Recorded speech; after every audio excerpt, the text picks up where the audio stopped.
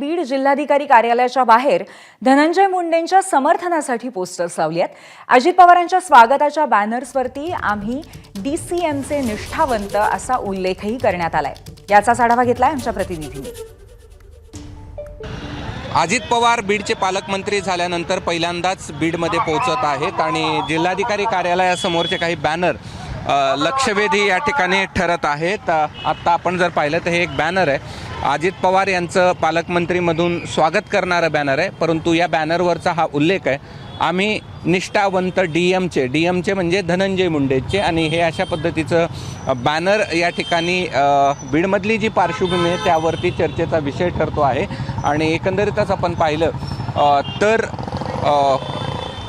धनंजय मुंडे यांच्या भोवती जे सध्या चर्चा धनंजय मुंडेंच्या भोवती फिरते आहे आणि त्यामध्येच हे आम्ही डीएमचे निष्ठावंत हे बॅनर लोकांचं लक्षवेधी ठरताना आपल्याला पाहायला मिळते। कॅमेरामन धनंजय दारुंटेसह मी कृष्णा केंडे, एबीपी माझा, बीड।